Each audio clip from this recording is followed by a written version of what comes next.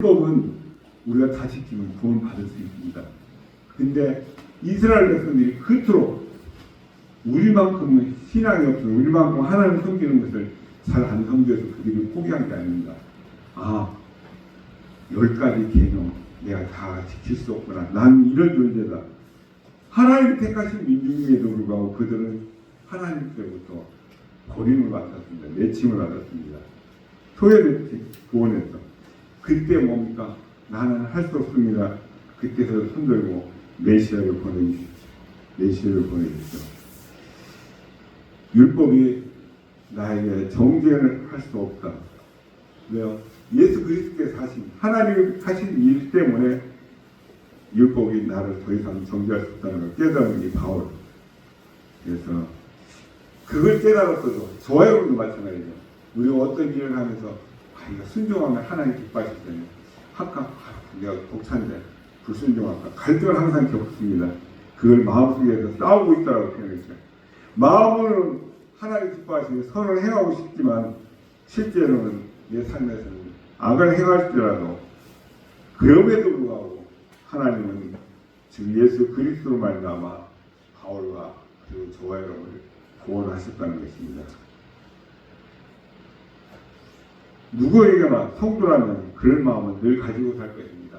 하나님을 바르게 믿고 싶고 하나님을 더욱더 기쁘시게 해드리고 싶고 그리고 하나님께서 기뻐하시는 삶을 살고 싶지만 그러함과 동시에 마음속에서 기울어지는 그렇게 굳이 않다고도 적당히 살면 안 되느냐 그 순간부터 악에게 지는 것입니다. 로마서 8장 1절에 보니까 그러므로 이제 그리스도 예수 안에 있는 자에게 결코 정죄함이 없나니 바울은 그리스도 안에 있는 자들 그리스도와 동행하는 자들 결코 정죄함이 없다라고 단정지어 말하고 있습니다. 정죄는 무엇입니까? 야, 너 그렇게 살면 안 돼. 너 그렇게 하면 안 돼. 그 사람의 잘못이나 허물을 들추어내서 꾸짖는 것을 정죄라고 말합니다. 잘못을 행하고 부족함이 많은데도 정죄를 받지 않는다면 얼마나 기쁜 일입니까? 그렇다면 어떤 사람이 그런 정죄함을 당하지 않는다고 말씀하십니까? 그리스도 예수 안에 있는 사람입니다. 예수 그리스도 안에 있으면 아무리 교회가 연약해도 아무리 치열한 전투를 벌이며 실행하지 못하고 순종하지 못한다 할지라도 결국 그래서 넘어지고 범죄를 한살 때도 정죄함은 없다라고 바울사도는 말하고 있습니다. 그 이유는 바로 2절에서 이렇게 말합니다. 이는 그리스도 예수 안에 있는 생명의 성령의 법, 즉 성령님의 힘, 성령의 세력이 죄와 사망의 법에서 우리를 해방해 주시라고 말씀합니다. 아멘. 예수 그리스도와 십자가 보혈로 구원받은 자에게는 정죄함이 없다는 것입니다. 그 이유는 그리스도 안에 있는 생명을 주는 그 힘, 생명의 부활하신 그 영생의 힘이 죄와 사망의 법에서 우리를 이미 해방시켰기 때문이라고 그렇게 말씀하고 있습니다. 내 지체 속에 있는 어떤 죄와 사망의 세력을 생명을 주는 생명의 세력이 이미 해방을 시켜주셨기 때문이라는 것이죠. 하나님은 공의로우시고 정의로우시고 거룩하신 분이지만 하나님은 어떤 기준을 우리에게 들이대시고 우리가 그 기준점을 충족시키지 못하면 사정없이 책망하시고 정죄하시는 분이 아니시라는 사실입니다. 그것은 죄와 사망의 법에 해당되는 것이지 성령의 법에 해당되지 않는다는 것이죠. 하나님은 은혜로우신 분이고 인자하신 분입니다. 하나님은 언제나 우리를 불쌍히 여기시고 긍휼히 여기시는 분이십니다. 우리를 관대하게 대해주시는 분입니다. 바울 사도가 성령님께서 주신 이 생명의 법을 깨달았을 때 그는 자신에게 더 이상 이제 정죄함이 없다는 그 사실을 알게 되었습니다. 하나님의 용서와 긍휼하심의 은혜는 자신의 부족함을 덮어주고 남는다는 것을 알았다는 것이죠. 그래서 그는 승리함과 외칩니다. 그러므로 이제 그리스도 안에 있는 자에게는 결코 정죄함이 없나니 저와 여러분 모두 또 바울 사도도 같은 위대한 사람과는 비교할 수 없는 연약함이 다 있습니다. 그렇지만 저와 여러분이 예수 그리스도 안에 있는 한 그 누구도 저와 여러분을 정죄할 수 없다는 것입니다. 자비로운 하나님은 저와 여러분이 하나님의 법을 다 지키지 못할 것을 미리 아시고 그 해결책으로 예수님을 이 땅에 저와 여러분같이 인간의 몸으로 보내주셨고 그 예수님을 저와 여러분의 모든 죄악들을 짊어지고 십자가에 달려 죽게 해주셨습니다. 그 모든 인류의 죄를 담당해서 예수님께로 전가시켜 주셨고 예수님의 그 거룩하신 의는 대신 저와 여러분에게 전가시켜 주셨다는 것입니다. 아멘. 예수님의 의로움은 우리에게 이미 전가되어 있습니다. 우리는 구원을 받아 죄인이 아니라 의롭다고 칭의해 주셨습니다. 그로 인해서 하나님의 눈에는 예수님을 믿는 저와 여러분이 온 율법을 이미 다 지킨 것으로 여겨주시면서 약속하신 말씀대로 육신을 따르지 않고 그 영을 따라 행하는 저와 여러분에게 그 율법의 요구가 이루어지게 하려 하심이라는 것입니다. 이미 율법의 요구는 다 이루어졌습니다. 우리의 힘이 아니라 우리의 노력이 아니라 예수 그리스도의 순종 그 힘으로 말입니다.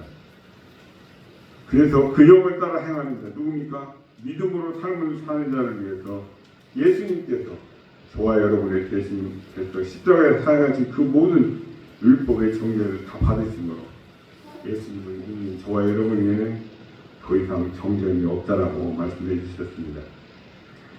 우리에게 영원한 생명을 주시는 살아계신 주 예수 그리스도의 그 은혜를 늘 기억하며 살아가신 저와 여러분 되시는 주님으로 축복합니다. 우리가 흔히 복음의 핵심이 무엇입니까? 라고 질문하는 여러 가지 답이 나옵니다. 예수님을 믿으면 구원을 받고 하나님의 자녀가 됩니다. 우리 인생들의 모든 죄를 대신 짊어지시고 예수님께서 십자가에 죽으시고 그리고 3일 만에 부활하심을 믿기만 하면 구원을 얻는다. 얼마나 쉬운 이론입니까? 그렇지만 실상 결코 쉽지가 않습니다. 실제로 믿음은 매우 어렵습니다. 왜요? 제가 볼 때 이 간단한 이 두 줄밖에 안 되는 이 내용을 지구촌에 한 75, 80억 되는 그 사람들 중에 불과 몇 퍼센트 안 되는 사람만 그걸 붙들고 믿고 살아가고 있기 때문에 어렵습니다. 어렵지만 너무나도 소중하고 가치 있는 것이 성경에서 말하는 참 믿음입니다. 그런데 저 여러분이 잘 아시는 하나님의 선민인 이스라엘 백성들은 오늘 보면 하나님의 구원에서 제어되는 그런 모습을 봅니다. 그들을 향하여 그 잘못된 길을 어떻게 수정해서 가야 할지를 가르치는 내용이 오늘 말씀입니다. 우선 이 사도 바울은 이스라엘의 실패한 원인을 지적하고 있습니다. 왜요? 하나님의 의를 그리스도의 의를 믿어야 되는데 자기의 의를 내세우려고 내가 이것도 지켰고 이것도 지켰고 이것도 나는 저 사람과 같이 살지 않았습니다. 오직 자기의 의죠. 그것은 잘못된 의의 추구라는 것입니다. 그 다음에 이스라엘 백성들이 나가야 될 그 바른 의를 제시해주고 있습니다. 그것은 율법의 완성, 율법의 마침표 되신 예수님, 그 예수 그리스도를 마음으로 믿고 입으로 신인하는 그때야 구원에 이르게 된다는 것을 말하고 있습니다. 본문을 굳이 나눈다면 네 단락으로 나눌 수가 있겠는데 첫 번째, 이스라엘 백성들이 실패에 대해서 두 번째, 율법의 마침이신 그리스도를 소개하고 있습니다. 세 번째, 새로운 구원의 방식을 설명하고 있습니다. 그런데 그 구원의 방식은 차별이 없다라고 그렇게 말씀을 맺고 있습니다. 바울이 이스라엘에 대해서 재평가를 하고 있는데요. 내가 증언하려는 말이 그 뜻입니다. 이스라엘은 하나님께는 열심이었으나 지식을 따르는 것이 아니라는 고발을 하고 있습니다. 여기에서 지식은 복음, 예수님에 대한 지식입니다. 믿음으로 구원받은 지식을 말하는 것이죠. 그 지식을 그들이 알지 못했기 때문에 그들은 열심히 있었구만 그들이 원하는 하나님의 의를 얻지 못한 것이라고 결론을 맺고 있습니다. 오히려 자기의만 내어 세우는, 그래서 결과적으로 하나님의 의를 따르지 않게 된 것이 보게 됩니다. 그 원인은 뭡니까? 무엇보다도 율법의 그 계명들을 지키려는 그 행위와 노력을 통하여 하나님의 의를 쟁취할 수가 있다라고 그들은 믿었기 때문에 그렇게 했던 것입니다. 그러나 바울은 이제 그 그리스도를 드러내고 있습니다. 오직 예수 그리스도로 말미암아 그 율법의 모든 문제를 해결할 수가 있고, 그 예수 그리스도를 믿음으로 의로워지게 되며, 의로워짐으로 인해서 우리가 구원을 얻을 수 있다라고 말을 하고 있습니다. 그를 위해 예수 그리스도가 율법이 마침이 되었다라고 합니다. 그 말은 율법이 할 수 없는 일, 예수님께서 행하시고 완성하셨다는 뜻이죠. 율법은 우리에게 주실 때 우리를 살리는 법으로 주셨습니다. 율법을 행한 사람은 그 행위로 다 살 수가 있습니다. 그래서 모세가 한 말이 기억이는 하지만 죄로 말미암아 우리 인간들은 율법을 온전히 지킬 수 있는 자가 없습니다. 그때 그리스도께서 오셔서 율법의 요구를 완전히 이루시고 믿는 자에게 구원을 주셨던 것이죠. 믿음으로 얻은 의인은 이렇게 말할 수 있겠습니다. 내 마음에 누가 하늘에 올라가겠느냐 하지 말라. 아니 올라가겠느냐 하면 그리스도를 모셔 내리는 것이요. 혹은 누가 무저갱에 내려가겠느냐 하지 말라. 내려가겠느냐 하면 그리스도를 죽은 자 가운데서 모셔 올려주는 것이다. 모세가 신명기 31장을 인용한 이 말씀입니다. 누가 하늘에 가서 그리스도를 모셔온단 말입니까? 누가 땅속 깊이 들어가서 그리스도를 만난다는 말입니까? 결코 그럴 수는 없죠. 그리스도는 저와 여러분에게 이미 오신 줄 믿습니다. 그분을 믿음으로 우리에게 구원이 보장된 것입니다. 예수를 주라고 고백하고 또 그분을 죽은 사람 가운데서 살리신 하나님을 믿는 자에게 구원이 임한다는 선언이죠. 이스라엘의 3차 중동전쟁을 기억하시죠? 시나이 반도 그 많은 땅을 얻었음에도 이집트에 돌려주고 말았습니다. 정치적인 협상 때문이기도 하겠지만 그 내부에서 일어난 여론 하나를 모으기 위해서 그랬습니다. 그 땅은 하나님이 이스라엘 백성들에게 주시기로 하는 약속의 땅이 아니라는 것이죠. 정통 유대인들이 검정양목을 고수하는 것은 여러 가지 이유가 있겠지만 가장 신앙적인 이유는 그들은 아직도 상중이라는 것입니다. 예루살렘 성전을 잃어버렸기 때문에, 회복하지 못하고 찾아지 못했기 때문에 자신들이 영적으로 초상치고 있다는 것입니다. 이방인들의 양념이 자신들의 식기에 묻기만 해도 그 식기를 깨서 버리는 그런 식당도 있습니다. 혼합된 것, 이방인들과 섞인 것, 부적한다는 것이죠. 그토록 율법에 철저한 사람들이 유대인들입니다. 제가 직접 가보니까 금요일날 엘리베이터 타는데 실제 보트를 안 누르는데 왜? 네가 누르라는 말, 너는 이방인인데 나는 하나님 율법 지키기 위해서. 그럼 타지 말아야지. 그토록 율법이 철저합니다. 전쟁으로 차지한 그 땅도 아무리 덥더라도 변함없이 검정색 양복을 입는 것도, 아까와 식기도 깨뜨리는 것도 다 모세의 영광스러운 제자로서 그 율법을 따르기 위해 하는 행위라는 것입니다. 그토록 오만 유대교 관습에 그들은 양육되어서 그들 나름대로 유대교의 전통을 자랑스럽게 여기던 누구보다도 긍지와 자부심이 강했던 바울이었습니다. 그런 그가 유대인의 구원을 그렇게 소원한 것도 바로 그 때문이라고 볼 수 있습니다. 그런 철저한 신앙의 토대에 예수 그리스도만 영접하면 그야말로 금상첨화일 텐데, 그래서 한 말이 뭡니까? 마음으로 믿어 의에 이르고 입으로 신하여 구원에 이르느니라. 제발 그들이 예수를 그리스도로만 영접하면, 메시아로만 영접하면, 입으로 시인만 하면 구원은 따놓은 당상이라는 것이죠.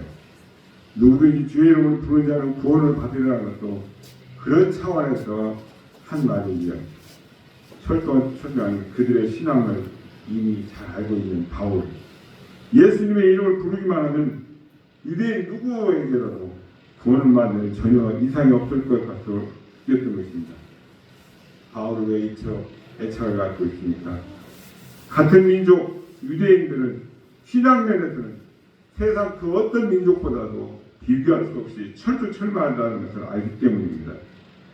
입으로 시인하여 구원에 이른다는 이 말과 누구든지 주님의 이름을 부르는 자는 구원을 받으라는 이 말은 구원에 있어서 매우 귀중한 말입니다.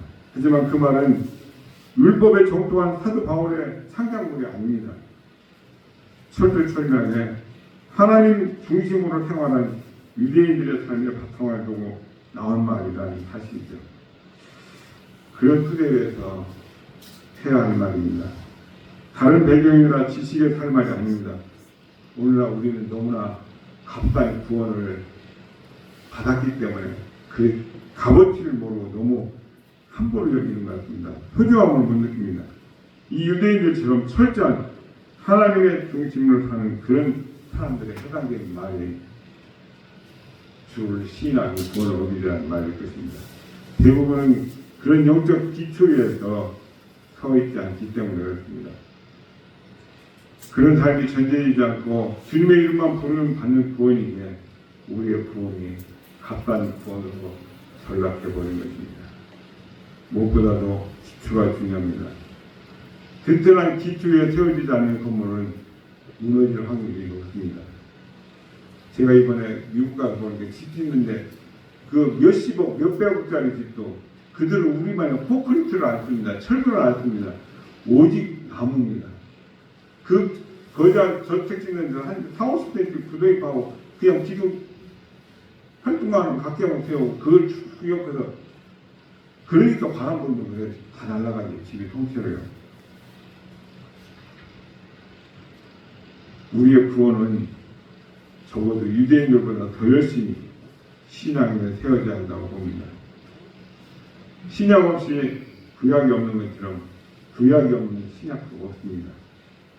유대인들이 예수님을 애써 부인한 것은 기독교인들이 예수님을 믿는다고 입술로 고백하면서도 그들보다도 도덕적으로 또 신앙적으로 부족하기 때문이라고 봅니다.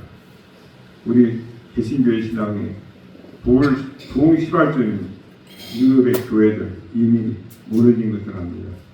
제가 한 30년 전쯤에 영국 유명하잖아요. 독일, 프랑스 이쪽에 가니까 그 큰 몇십 년, 몇백 년을 걸쳐서 지은 그 어마어마한 돈으로 값어치를 따질 수 없는 예배당에 백발에 성성한 노인들 4~5분 앉아 계시고 그분들끼리 자기들끼리 찬송 부르고 성경 읽는 것을 보았습니다. 영적 지도자 없습니다. 그래서 한국이나 외국에서 공부하러 온 학위 취득하러 가신 그런 분들이 대신 예배를 인도해 주는 그런 것도 보게 되었습니다. 지금 우리 한국교회가 머지않아서 그런 지경에 이르지 않을까 심히 염려가 됩니다. 다 하나님께서 하실 일이지만 그 정신을 이어받아서 청교도 신앙으로 우리들이 더욱더 하나님을 잘 섭니다. 영국 땅을 떠났던 그 청교도들 그들이 세운 미국의 교회 역시 흔들리기 시작한 지 오래됐습니다. 영적인 길을 본다면 아직 그들보다는 우리 대한민국의 기독교가 더 잘 서 있다라고 볼 수 있겠습니다. 이곳저곳에서 많은 자국이 들리고 있지만 여전히 전 세계에 복음을 전하는 선교사를 2번째로 많이 보내고 있는 나라. 무엇보다도 세계에서 유일무이한 새벽 예배가 건재하고 있기 때문이 아닐까 생각합니다. 유대인보다 더 나으면 그들의 잘난 힘을 다물게 할 수 있을 것입니다. 윤리와 도덕을 뛰어넘는 기반으로 세워지는 그 신앙이 우리의 영적 자부심이 되었으면 좋겠습니다. 오늘 주신 이 말씀을 통해서 과연 믿음이 무엇인지, 또 믿음대로 산다는 것은 무엇인지, 믿음을 가진 사람은 어떻게 되는지를 살펴보면서 저와 여러분의 믿음을 다시 한번 점검하고 돌아보는 시간을 갖기를 원합니다. 첫 번째로, 바울에 따르면 저와 여러분, 예수님에 대해서 무엇을 어떻게 믿어야 합니까? 우리 9절 10절을 같이 읽어보겠습니다. 시작. 내가 만일 내 입으로 예수를 주로 시인하며 또 하나님께서 그를 죽은 자 가운데서 살리신 것을 내 마음에 믿으면 구원을 받으리라. 사람이 마음으로 믿어 의에 이르고 입으로 시인하여 구원에 이르느니라. 아멘. 이 구절은 예수님을 믿는다는 것, 그것은 하나님께서 예수님을 죽은 자 가운데서 다시 살리신 것을 믿는 것이라고 말합니다. 언뜻 보면 예수님의 부활만을 말하는 것으로 보이지만 부활만을 말하는 것은 아닙니다. 예수님이 죽으심과 부활을 모두 포함하는 것이죠. 그분은 죽으신 이유가 아무 이유가 없습니다. 우리 인생들 대신해서 죽으신 것이죠. 예수님의 지상사역 전부를 포함하여서 하시는 의미라고 이해를 해야 됩니다.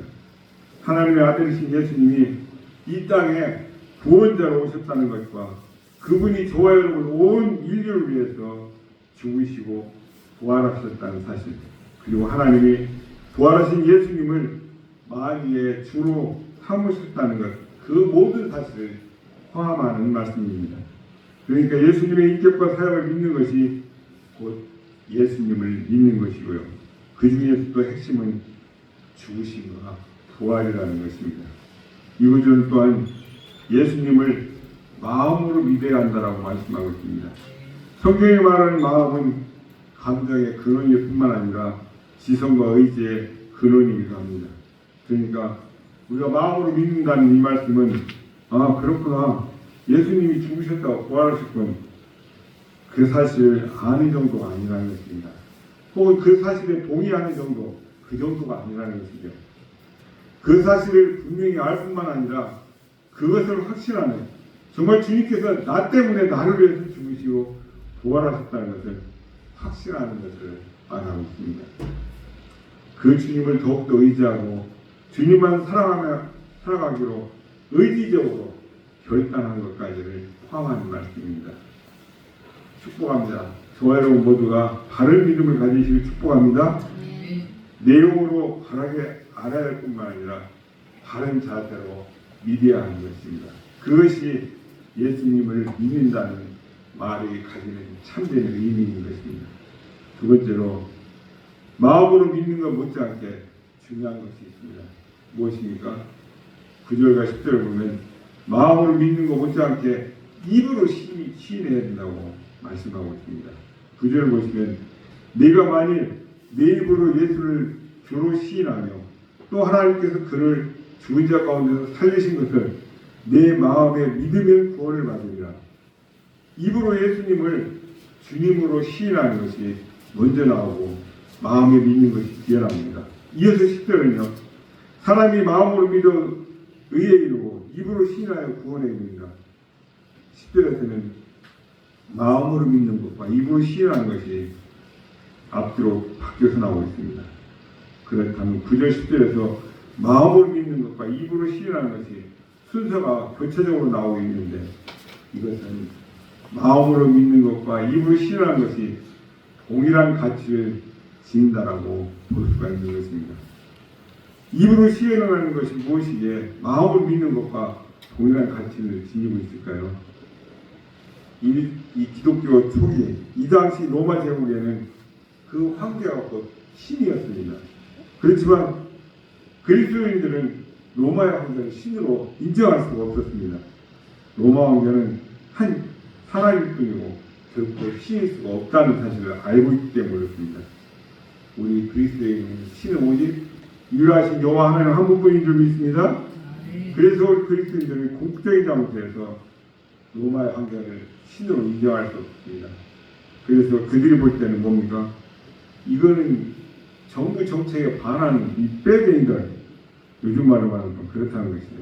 반항하던 그래서 불에 태워서 하얀 마늘 내필에서 사진을 찍혀주고 온갖 박해를 다 당해야 됐습니다. 그 자리에서 어떤 손해가 오고 어떤 핍박이 와도 나는 예수 그리스도의 하나님 외에는 신이 없습니다라고 입술로 시인을 해야만 했습니다. 말로 시인하는 게 이렇게 그래 나도 네가 믿는 하나님 믿는다. 예수님 십자가에 죽으시고 부활을 했다. 나도 믿을게. 그렇게 한다고 구원이 아니라는 사실입니다. 입으로 시인한다는 말이 그만큼 생명을 걸고 죽음 앞에서도 나는 예수 그리스도 하나님 아들 그분 외에는 없습니다라고 시인하는 것, 그게 입으로 시인하는 것입니다.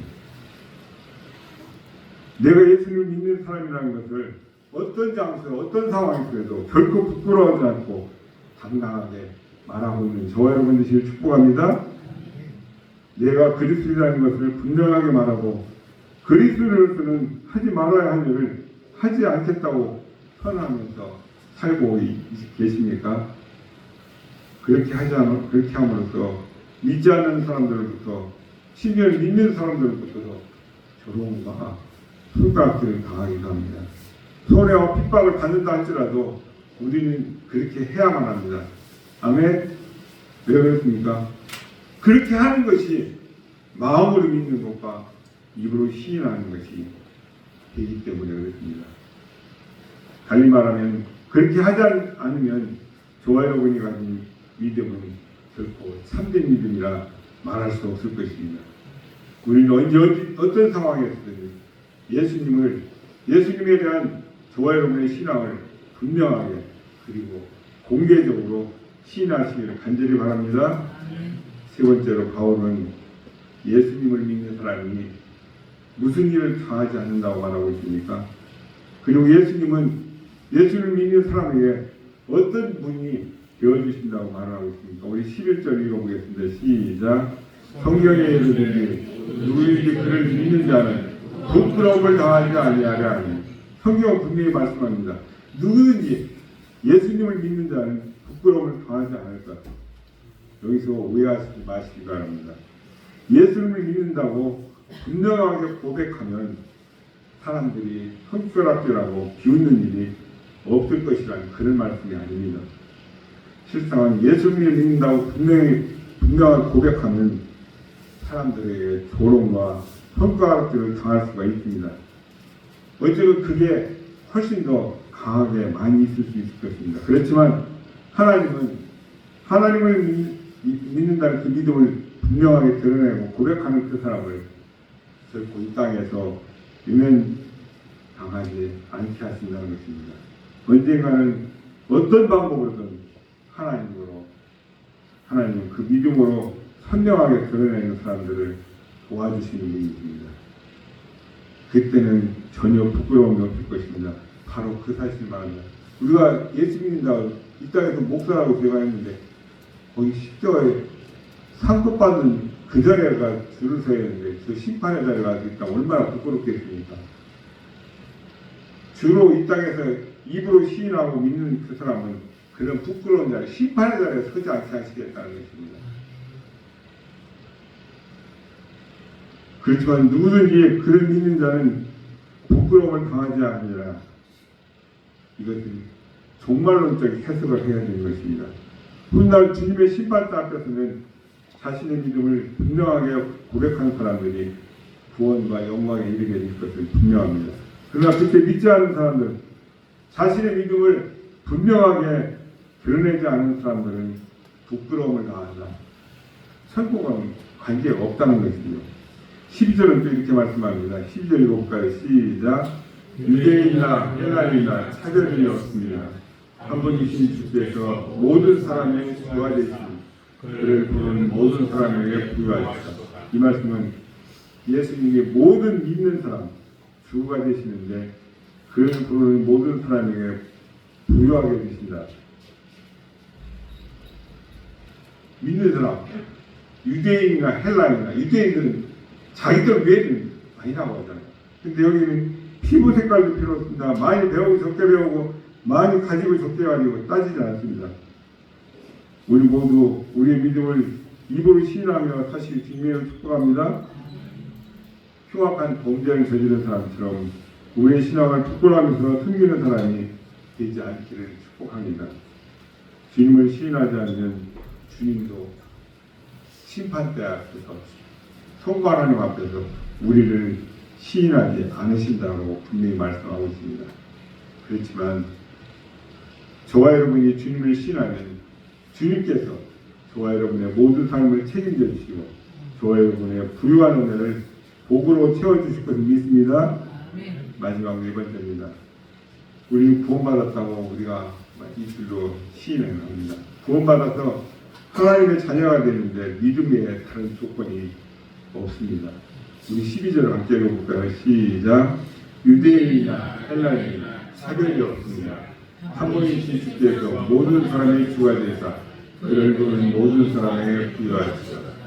여기서 우리가 주목해야 될 것이 있습니다. 유대인이나 헬라인이나 차별이 없습니다. 이 말씀. 그 말씀은 믿음으로 구원받는 것은 흑인이든 황색인이든 백인이든 차별이 없다는 것입니다. 인종만 차별이 없습니까? 피부 색깔, 남녀, 노소, 재산, 학력, 지위, 고하는 방법하고 차별이 없다는 것입니다. 우리 13절을 보시겠습니다. 시작. 누구든지 주의 이름을 부르는 자는 구원을 받으라. 여기서 누구든지 강조되고 있습니다. 누구든지 주님의 이름을 부른다는 것은 믿는 마음으로 주님의 이름을 부르는 것을 가리키는 말씀입니다. 그렇기 때문에 주의 이름을 부른다는 말은 주님을 믿는다는 말에 같은 것이죠. 누구든지 주님의 이름을 부르기만 하면, 주님을 믿기만 하면 구원을 받습니다. 이처럼 구원을 받은 하나님 자녀가 되는데 다른 어떤 조건이 없습니다. 돈을 헌금을 천억 원을 해야 된다. 박사학위를 몇 개를 따야 된다. 그런 거 없습니다. 오직 믿음입니다. 그러니까 사람들이 너무 쉽게 그런 게 없어. 그런 게 없어. 내가 보고 차라리 집을 한 채 팔아서 내라면 나 열심히 노력을 자기 의로도 갈라가는 오직 우리가 앞에서처럼 살펴본 것처럼 우리가 말하는 믿음이 정말 구원받을 만한 믿음, 참된 믿음인가 하는 것을 우리는 이 시점에서 생각해 봐야 되겠습니다. 내가 이것을 신하고 고백하면 나한테 소외가 있을 것 같고 내가 또 핍박을 받을 것 같아서 예수님을 입술로 시인하지 않는다면 그것은 참믿음이 아니라는 것입니다. 참믿음이 아닌 것을 가지고 구원을 받을 수가 없습니다. 참믿음이 아니면서 나는 구원받았다 착각입니다. 그렇다면 나는 구원받을 만한 참믿음을 가지고 살고 있는가 한번쯤 생각해 보셔야 됩니다. 나는 예수님을 분명하게 어떤 상황, 어떤 자리에서도 어떤 해가 온다 할지라도 시인하며 살아가고 있습니까? 그렇다면 내 삶 가운데서 얼마나 예수님을 증거하고 있습니까? 내가 예수님을 믿는 사람이라는 것을 얼마나 분명하게 내 주변에 드러내고 있습니까? 하나님께서 기뻐하시는 참믿음에 이르기 위해서 지금 내가 살아가는 내 삶 속에서 내가 고치고 변화해야 될 점은 무엇입니까? 한번 좀 짚어보시고 우리가 고쳐야 될 것은 빨리 고치기를 축복합니다. 이번 한 주 동안 내 주변에 한 사람 이상 내가 믿는 예수님에 대해서 분명하게 이야기해 주시기를 그런 삶을 사실 부탁드립니다. 믿음으로 구원받는다는 것은 자명한 분명한 복음의 핵심입니다. 그렇지만 그 믿음이 결코 쉽고 단순하지 않다는 것입니다. 삶이 따르지 않고 삶에서 드러나지 않는 그 믿음, 참 믿음이 아니라고 말할 수 있을 것입니다. 예수님을 시인함으로써 내게 많은 불이익을 당한다든지 어려움에 처한다 할지라도 분명하게 예수님을 시인하는 것, 그것이 참 믿음이라는 사실을 잊지 마시기 바랍니다. 그 믿음을 가지고 구원받았으니까 이제는 그 믿음 가지고 내 삶을 살아내야 될 줄로 믿습니다. 저와 여러분 모두가 이 구원의 기쁨과 감격으로 늘 감사하시면서 하나님의 은혜에 보답하는 그런 정의 있는 삶을 사시는 저와 여러분 되시길 주님으로 축복합니다. 자비로우신 아버지 하나님 은혜와 사랑